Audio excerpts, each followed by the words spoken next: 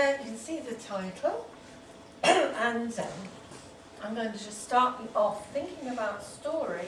I want you to think, when did you last tell a story? Take off your storytelling hat to children and think about this morning or in the last 24 hours, people you've talked to. What kind of stories have you shared with each other? Maybe about your journey here, maybe about what you did yesterday. Just think for a moment about the last time you told a story.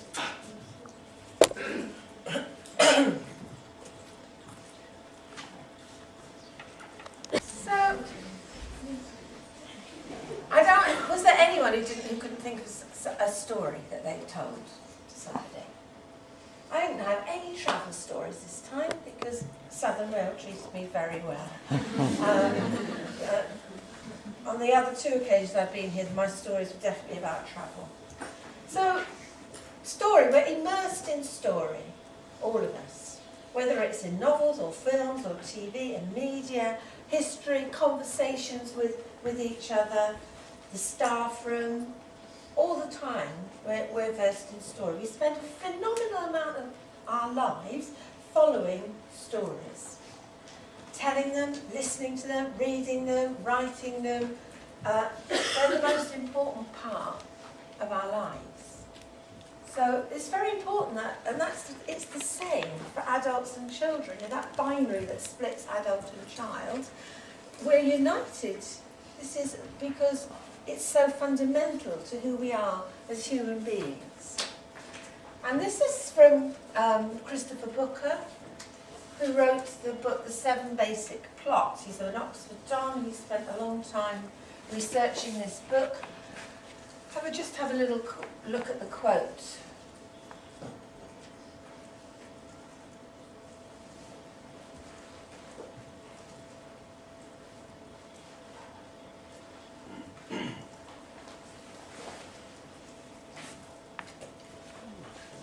And in his book, he said that actually you can put everything that's happening into about 7 basic plots.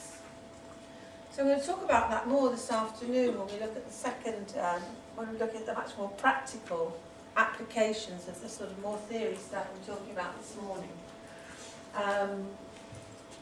But it's fundamental to think about how we plan for and work with young children, to see them also as storytelling creatures.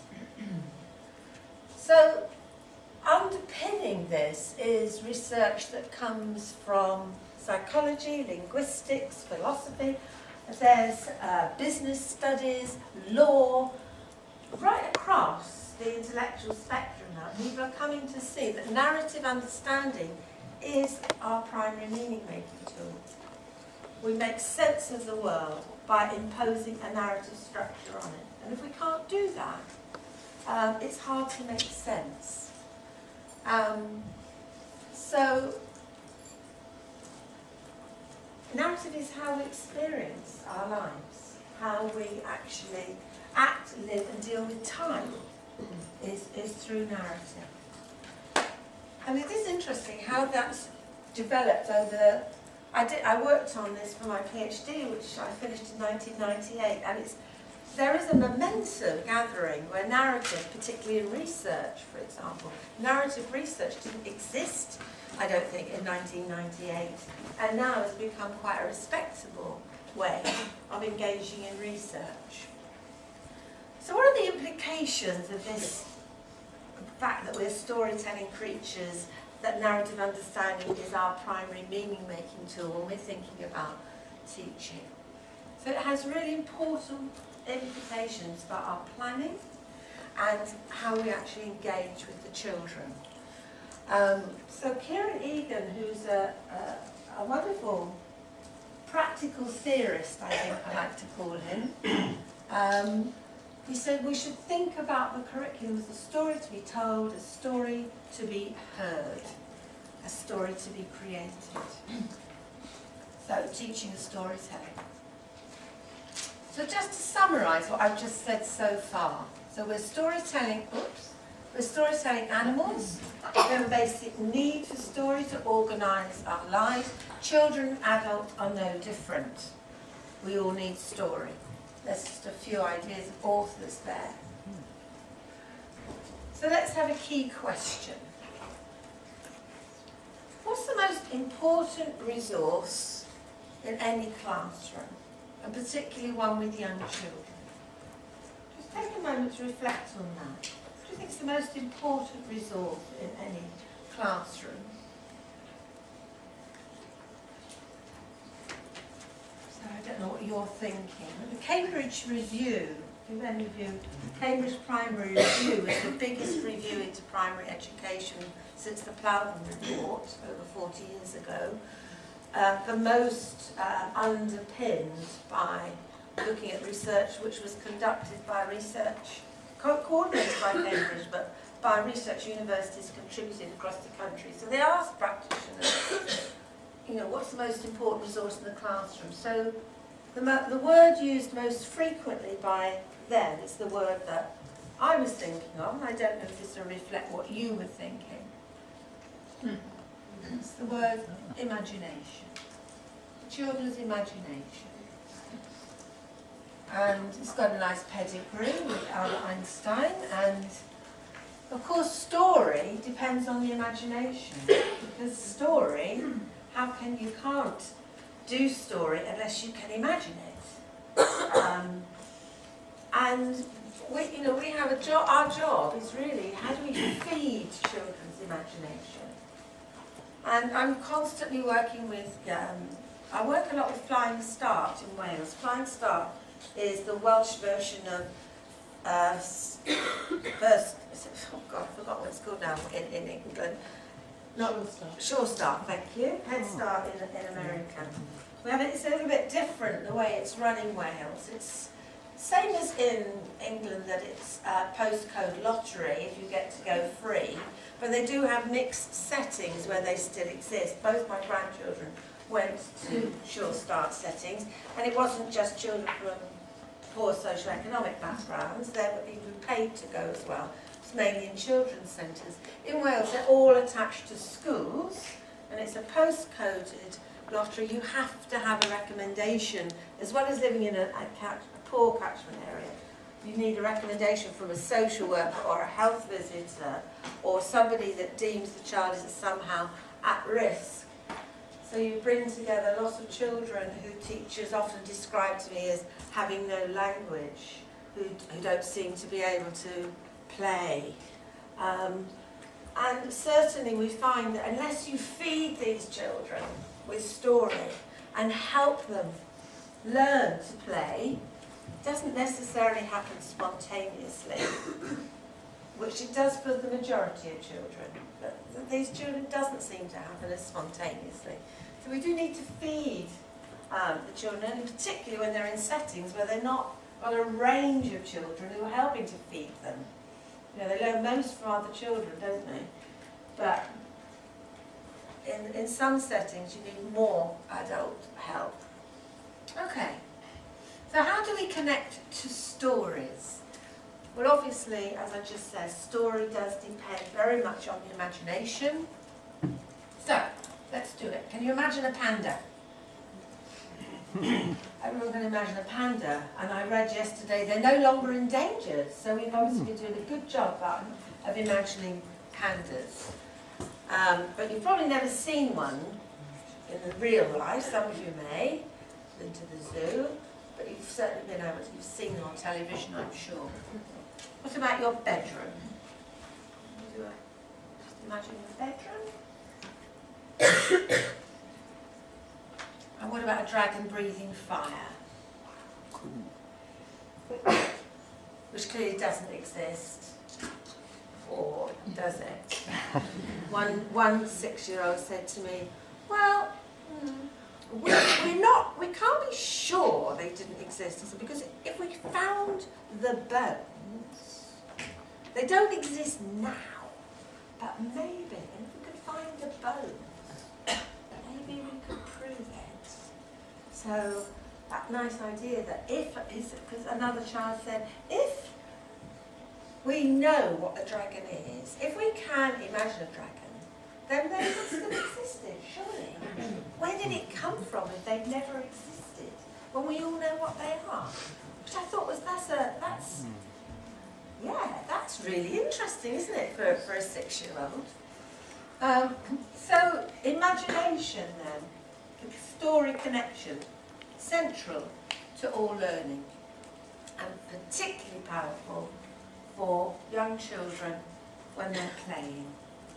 I mean, it is hard to follow what's going on sometimes, isn't it? There's a sort of complex mixture of princes sitting down to tea and going to the park and putting on their pyjamas and doing, you know, it doesn't sort of seem to make much logical sense when you see some of the games and the imaginative ways that children are playing. But very powerful way. So we need to feed that through story. And I thought, I'm going to talk about Alison Gopnik, because she's the leading cognitive psychologist working in Berkeley, in California. And you can look at a lot of her stuff on TED, on TED Talks if you put Alison Gopnik in, or in Google. She's got whole lectures. She's very accessible publicly. And she says, you know, why is imagination important? Because we can have invention and technology. It's actually play, not necessity, that's the mother of invention. And I put that up. That's the dome that they've had to cover up Chernobyl. Most of you probably weren't even born when Chernobyl went off.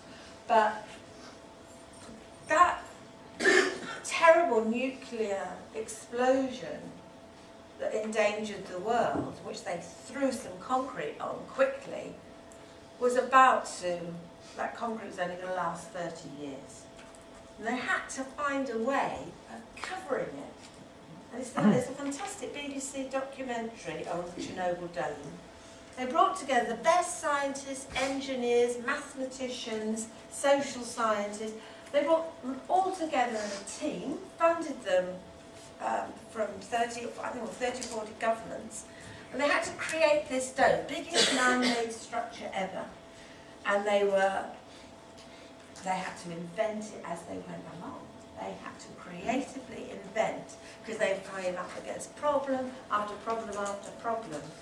And the programme shows how the capacity for imagination was driving what they were doing.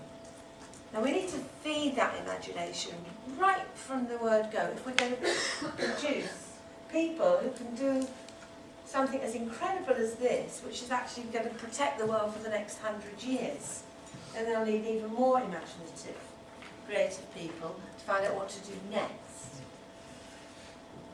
So there's a link between imagination and creativity and play. I just drew out some quotes just to show you how, you know, really important people for a long time have been saying this.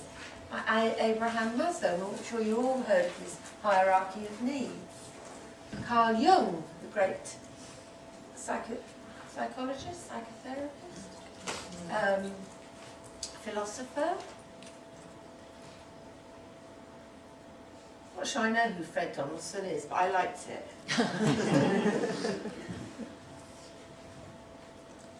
And Piaget. Now, everyone says, you know, all child development is like a footnote to Piaget.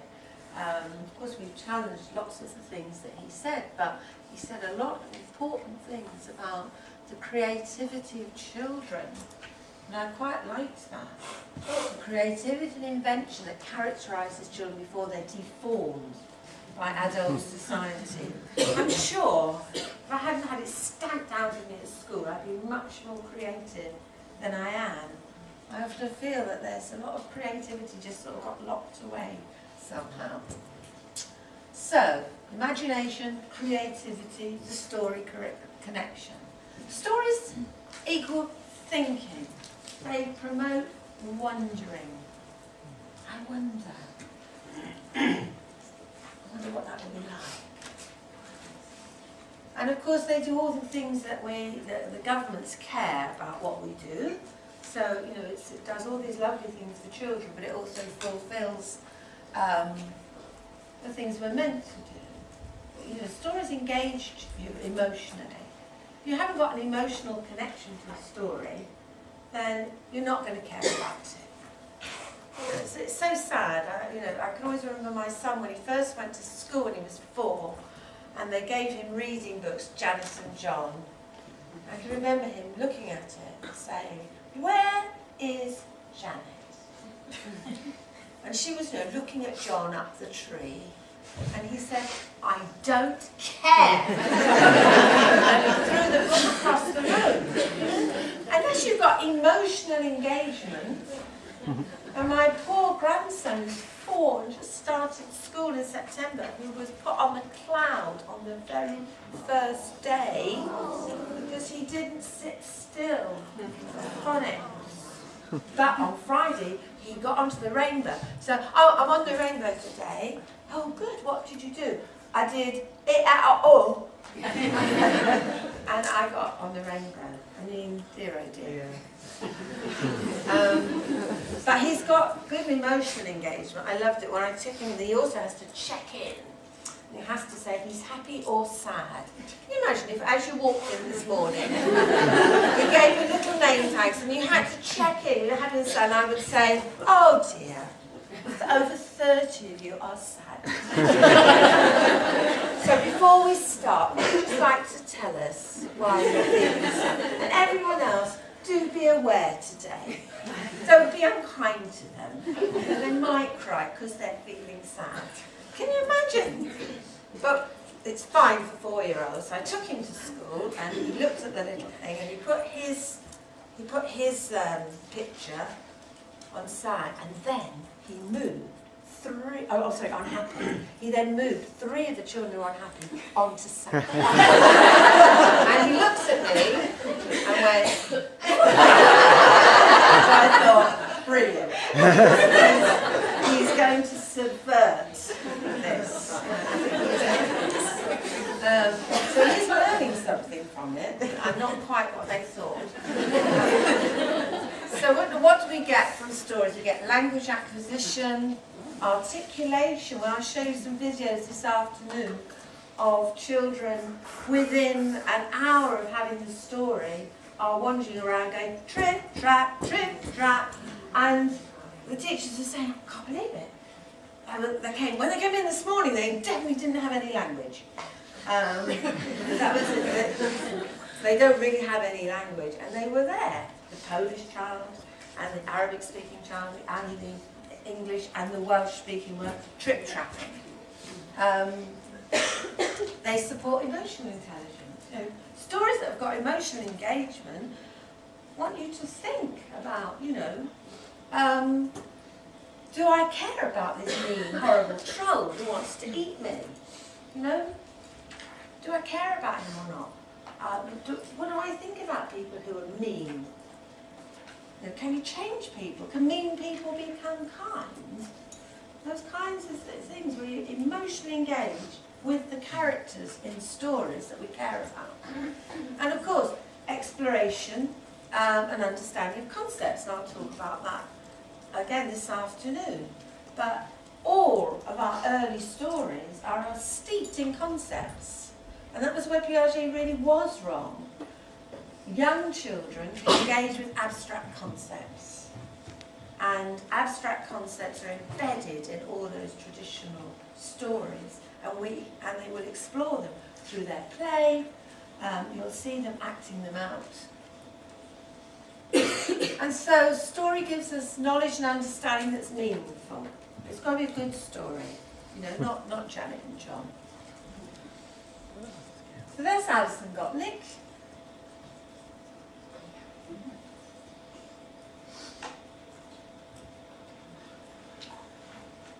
And I love that quote.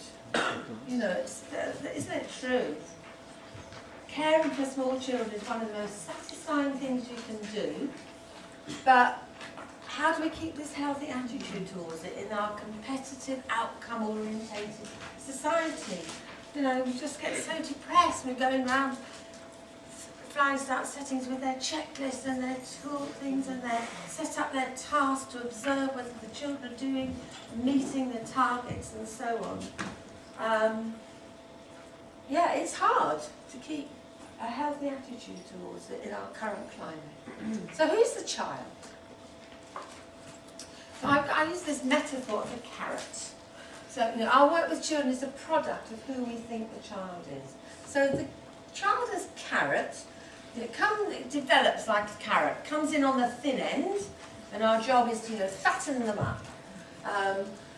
But in a particular way, because we've got our developmental outcomes and goals. It's going to be linear, incremental and hierarchical. So they're all going this lovely straight line, getting fatter as they go up. None of those, the carrots that Tesco rejected are not in there. It's a biological model. Following really from Piaget, it assumes that the minds grow and develop in the same way as our bodies do. Now we know there is a biological model. Not all children, of course, get to the same point. Some get to be 6'6" and some are still only 5 foot. But people grow from childhood into adulthood, and there is a predictable pattern of growth, and it happens, within a few parameters, more or less at the same times. The big mistake is to think the mind is the same as the body.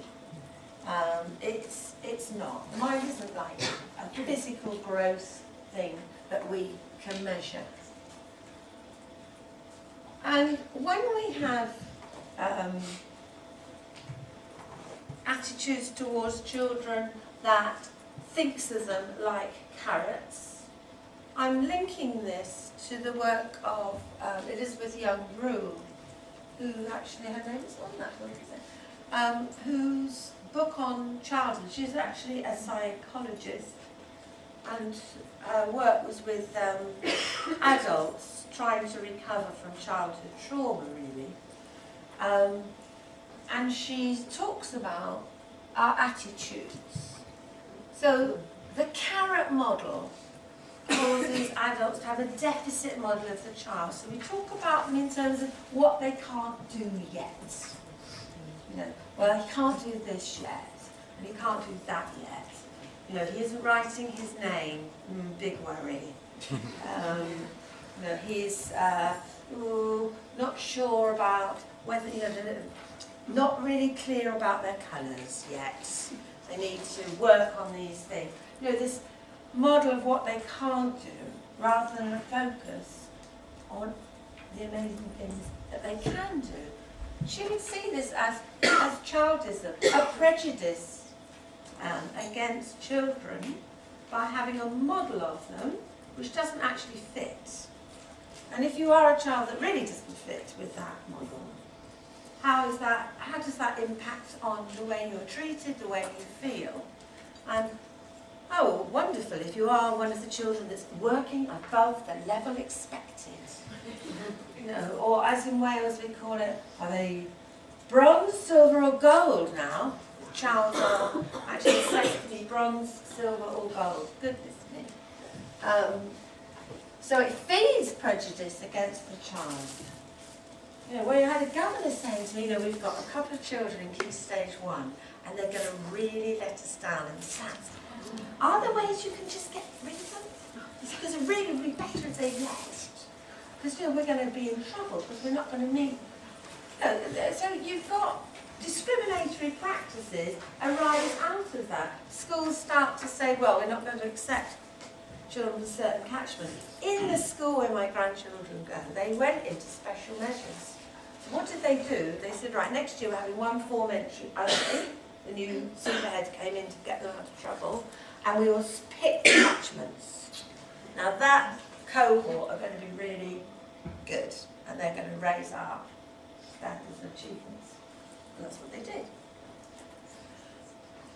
Happened to be the year my oldest grandson went in there, so he's in a class of really bright children. There's no special needs in that class.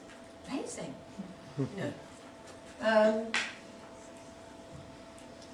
It also positions the child as a becoming, not as a being.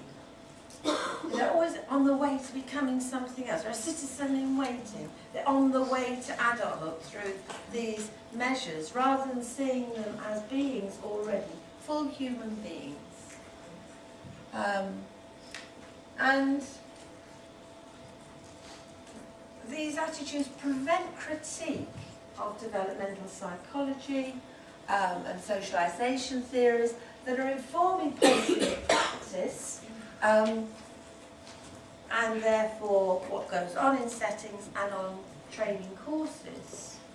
Now, this dominant model that we have across the Western world, well, certainly in some European countries, we know that fortunately not in all.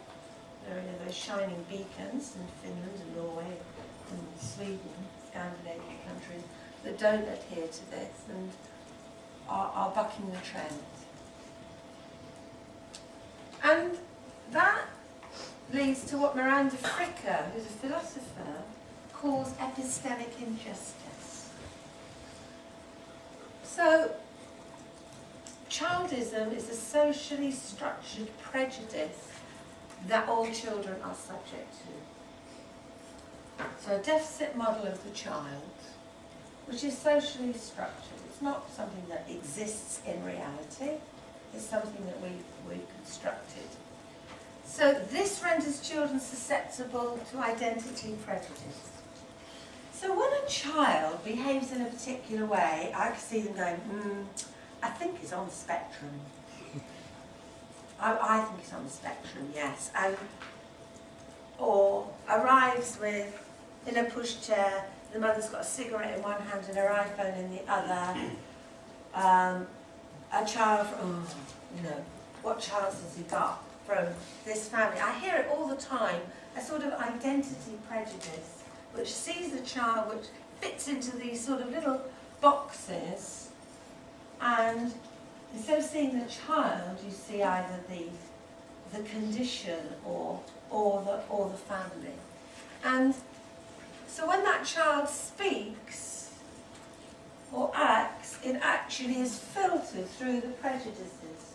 And so it corrupts the judgment of the listener, of the speaker's credibility.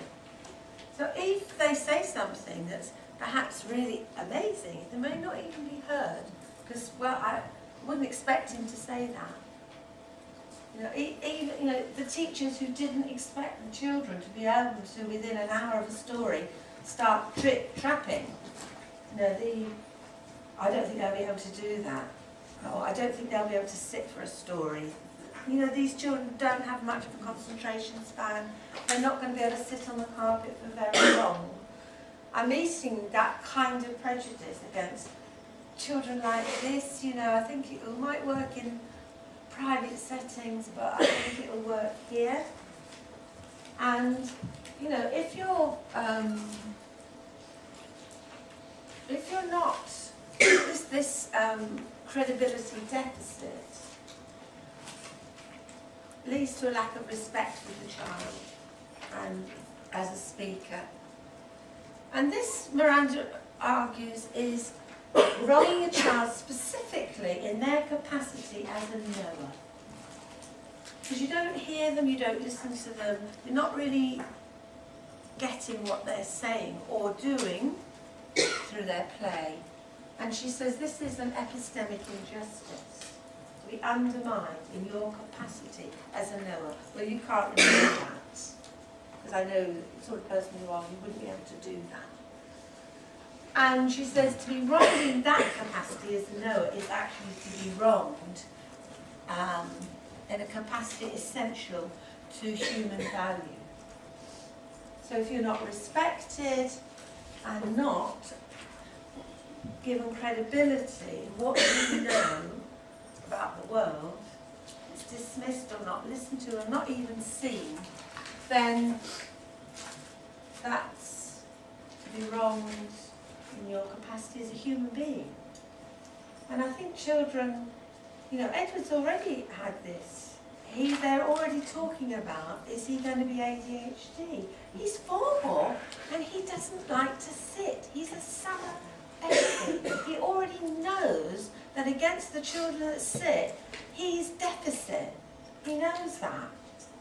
And so, he runs out of school like a screaming banshee every day because he just can't bear the fact, that he's gone from one table of drawing things in foam, to putting things in order, to ordering plates with numbers on.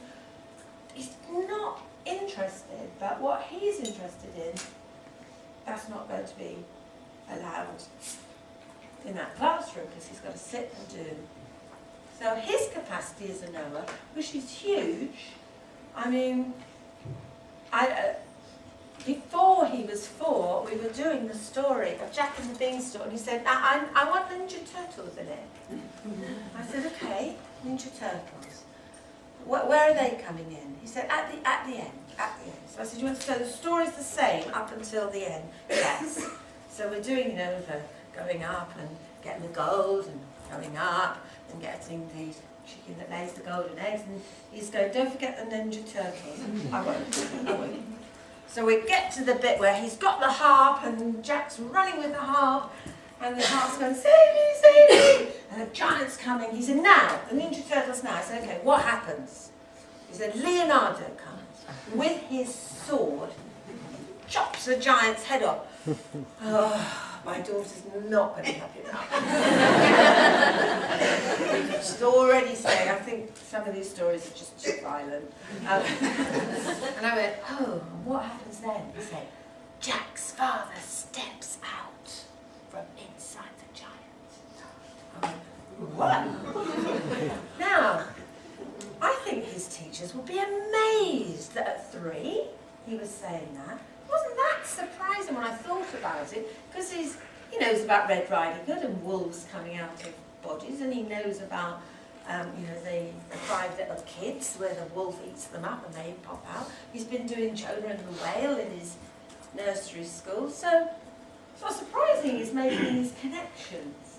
But in school, he doesn't get any opportunity because he's seen at the moment as a problem. Because he may have ADHD because he won't sit still. That's epistemic injustice. That is a childish prejudice against him. Okay, so let's think about some of the myth busting that we can do. Just check. Fine.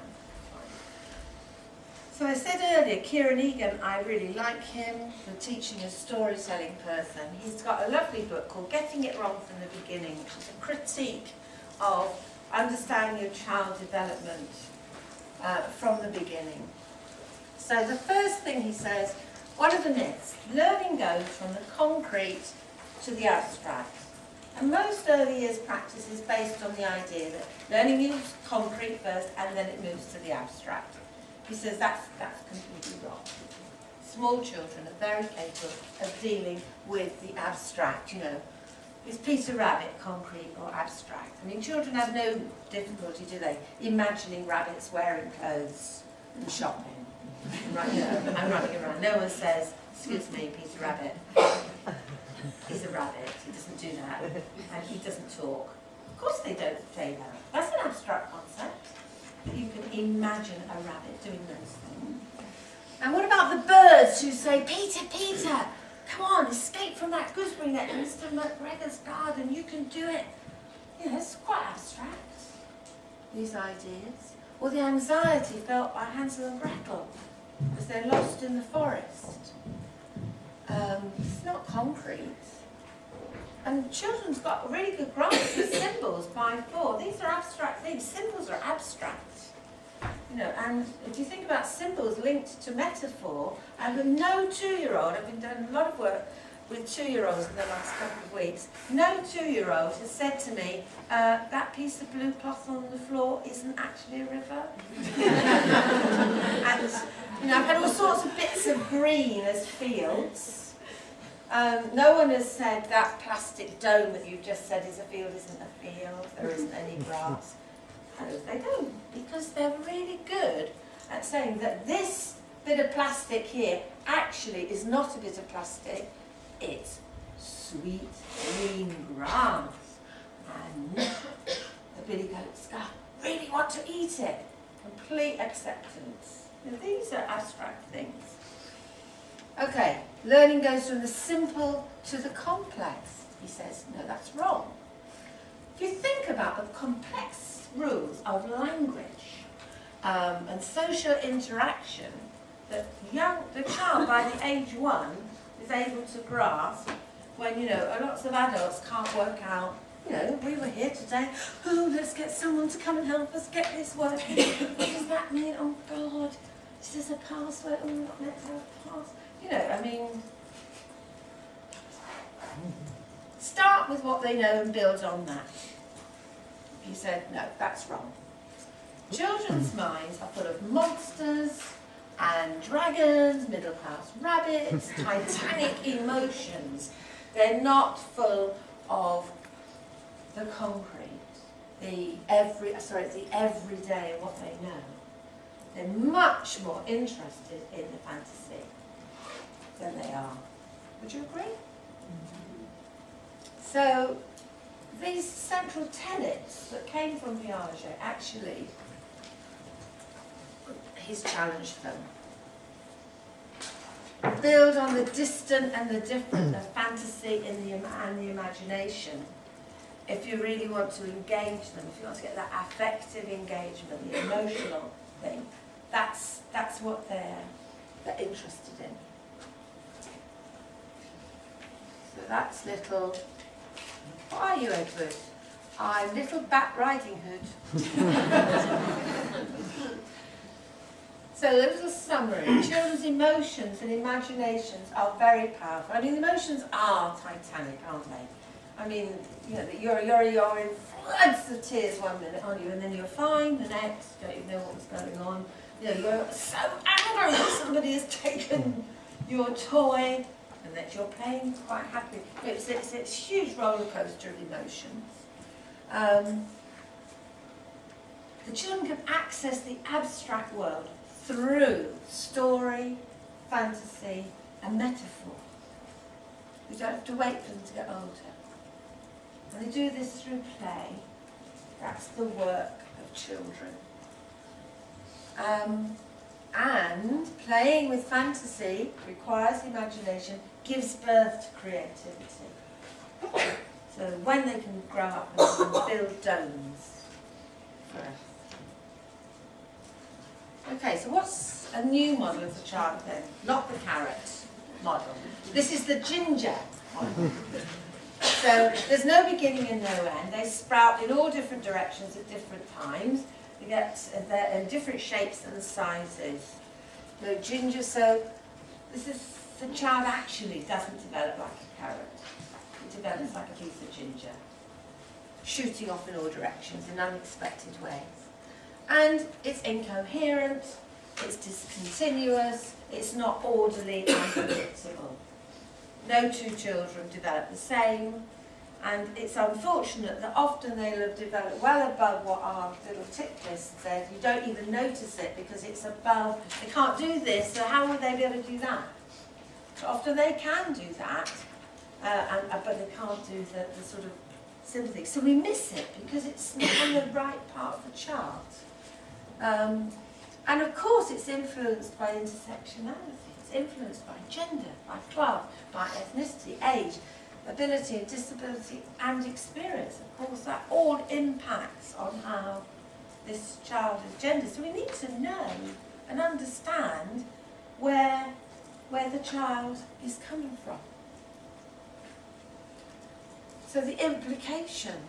If we see the child as carrot, we interpret what we see and observe differently than if we see the child as ginger. It changes the lens through which we look at the child if we can move from a carrot model to a ginger model. And when you're really looking at imagination, the cloak there that I was very proud of that, I made that cloak. You can be anything in that cloak. You're not Batman, and you're not Darth Vader, or Cinderella, or Belle, or Elsa. You can be anything in that cloak. You know, it can make you invisible, you can be a wizard, you can be a knight, you can be anything. So the imagination is given much more chance than having, I'm going to be Elsa, here's my Elsa dress. And I'll go around singing, let it go. So, what Kieran Egan said as an educator and a philosopher has support now from this cognitive research. It's one of, and Alison Gottlieb's a marvellous researcher because she writes up her research, not just for the research community, in our academic journal, but she writes really accessibly for the lay population. And this wonderful book, I really love it, The Philosophical Baby, is one of her great books. And so what she says there, she says, okay, theory of mind, the psychological world. Between 15 and 18 months, a child has developed a theory of mind and can demonstrate empathy. She does a wonderful experiment, you can watch it on YouTube. She's got a 15 to 18 month old child in a high chair, and she gives them what's a delicious snack apparently in America called goldfish crackers, which I've never heard of, and raw broccoli. And the child looks at it, and you know, all children prefer goldfish crackers. And then researchers come in, and one researcher will come in and go, "Ooh, goldfish crackers, my favourite, broccoli, ugh." And then a different researcher will come in and go, "Ugh, goldfish crackers, yuck, broccoli, delicious." And then they hold out their hands to the child. Now, before 15 months, the children look at them and think, "You're crazy." They like the broccoli and give them the goldfish crackers. Somewhere between 15 and 18 months, it changes. And they look at these really weird people who prefer the broccoli to the goldfish crackers pityingly and pick up the broccoli and give it. So she says, so not only do they understand that you have a mind that's different to my mind, they also want to please you and give you what you want. Wow. So there's empathy. So how creative an experiment was that? And they're full of these amazing creative experiments in this lab. She's done a lot of research on the physical world to show that children understand causality, and her latest research, which is in her latest book, which I'll put up in a minute, called The Carpenter in the Garden. She's got 6-month-old babies. So they have their little heads wired up to have a look at what their brains are doing. And they show them videos. So they show the video of a ball bouncing against a wall. That's nice. They measure what the little brains are doing. And then they bounce the ball and it goes through the wall. And the babies go, whoa. The brain goes, they know that's not right. That is not right. Balls do not go through walls. But how curious. Their brains are really excited and they're going, wow, how does that happen at 6 months? And the second one was with kittens. So they've got kittens jumping off tables onto the floor, and then little brains, yes, happy with that, they fly. So the kitten jumps and they fly, and the baby's like, oh my God. Kittens don't fly. So she's showing now, they didn't really think it would be that early, but as early as 6 months, babies have got cause and effect. They understand the physical world. And they're also asking, what if a cat could fly? Whoa, what's going on there? You know, the brain, what's happening in the brain shows them that they're wondering.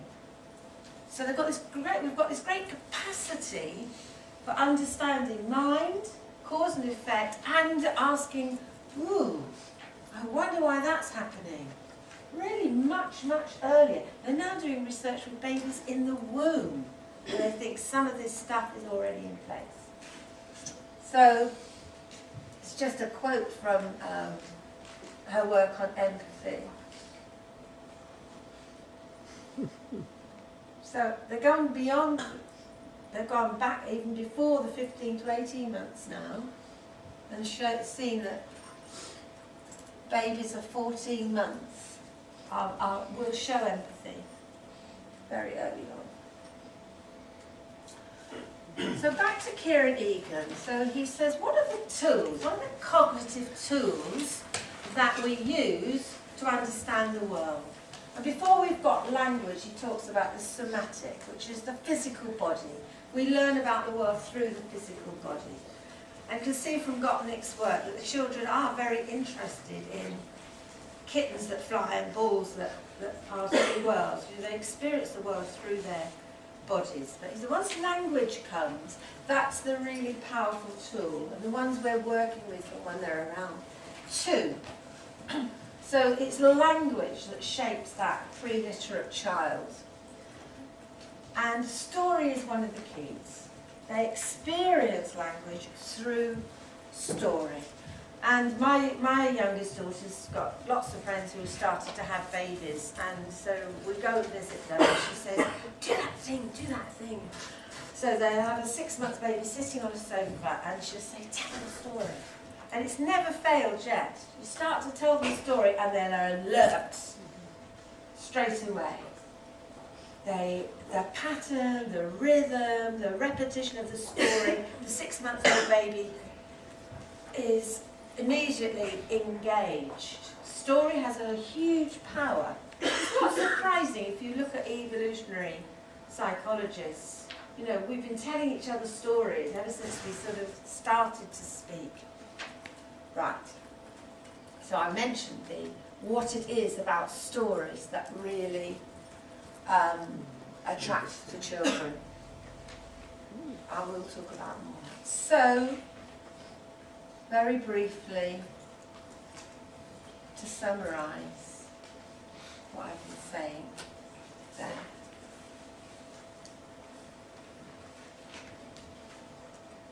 And I've mentioned the barriers. Oh, I've got over time, so I'm going to stop, because I'm only summarising. So I'll end with a quote from Alison Gopnik. So, she said, often adults assume learning is the result of teaching, and that exploratory, spontaneous learning is unusual, but actually, it's more fundamental than that. And in this book, she talks about what kinds of teachers do we want. Can I have 1 more minute? Oh no, no, I can't. No, you can. 1 more minute, sorry. and then you can pick up, because we've got Sue back after lunch. Yeah.